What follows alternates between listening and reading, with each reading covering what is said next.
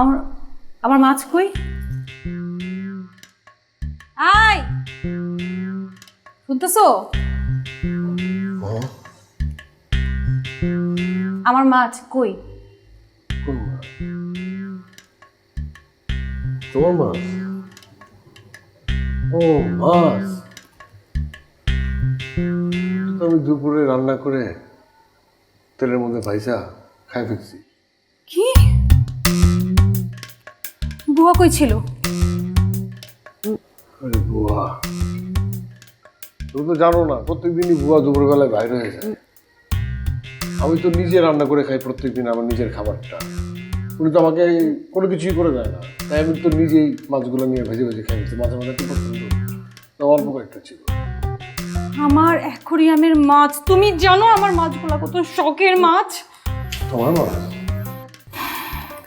ও তোমার মাছ তুমিই খাবা? আমি কোন কেউ ভূতকে নিয়ে বাসায় আছি? কথা কথা বাজে কথা বলবো না, ঠিক আছে? তুমি ঘুমাও, সকালে ঘুম থেকে ওঠার পর পরে তুমি তোমার মাছ দেখতে পারবা, ঠিক আছে? মাছ যেভাবে ছিল সেরকম করে দেবো মাছ। না, আমি কাকে রাখছি আমার বাসায় আমি তো বুঝতেছি না। আমি কাকে পালতেছি বাসার মধ্যে?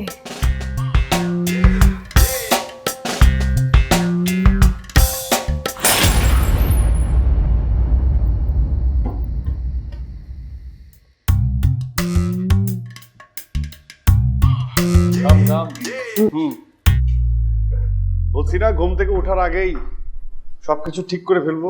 আরে ঢাকা শহর, এই ঢাকা শহরের বাজারে কোনো তাজা মাছ পাওয়া যায় না, ঠিক আছে?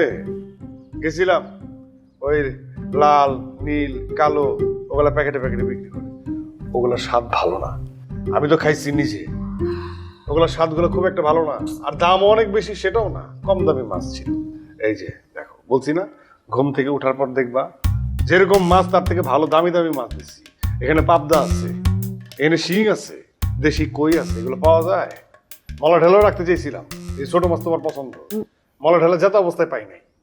এগুলো প্রত্যেকটা মাছ তোমার ওই সব মাছের থেকে ভালো, স্বাদ ভালো, পুষ্টি ভালো, শক্তি দিবে। দেখো এখন ঠিক হয়েছে, ওর থেকে টাকা বেশি গেছে, কোনো সমস্যা নাই, কিন্তু আমার বউ খাবে, তার মাছ আমি খাই ফেলছি। আমার বউ যে খাবে ভালো মাছ কাক, শীতল মাছ আনতে দিয়েছিলাম। আমার দাদি শাড়ির মধ্যে শীতল মাছ দিয়ে রাখতো, ওটা কেটে কেটে যখন রান্না করতো, উফ কি সুস্বাদু। এটার মধ্যে তো আনবে না শীতল মাছ, এই জন্য অনেক